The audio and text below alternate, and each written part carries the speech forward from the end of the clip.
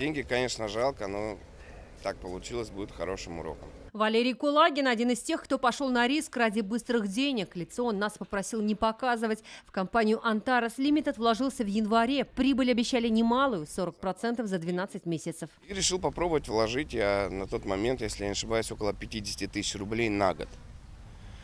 Вот. Через какое-то время компания просто перестала брать трубки, отвечать на письма электронные. Сейчас по компаниям «Антарес Лимитед» и «Финика» возбуждены уголовные дела по статье «Незаконная банковская деятельность».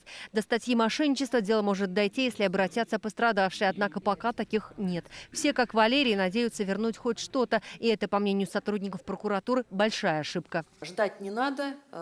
Надеяться, что владельцы финансовой пирамиды осознают, расчувствуются, что обманули.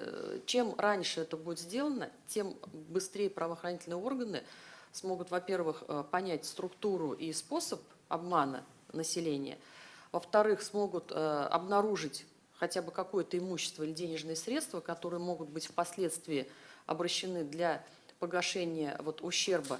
По данным прокуратуры, на сегодня в Татарстане действует около 50 компаний, деятельности которых выявлены признаки финансовых пирамид. В отношении некоторых из них уже принято решение о возбуждении уголовного дела, по остальным расследование еще продолжается.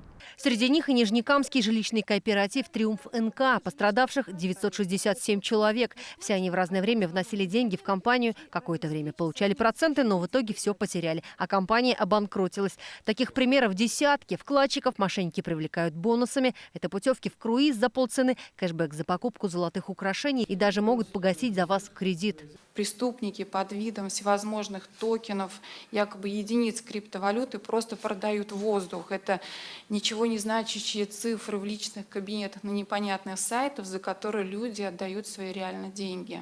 Прежде чем стать инвестором, лучше проверить данные компании в госреестре юрлиц или на сайте налоговой. Повод насторожиться, если фирма зарегистрирована только накануне сбора средств. На сайте нет контактов для связи или почтового адреса. И самое главное, отсутствует лицензия Банка России. Вам обещают слишком высокие проценты.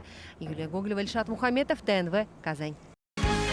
Закажи рекламу на ТНВ. Телефон в Казани 5 705 100.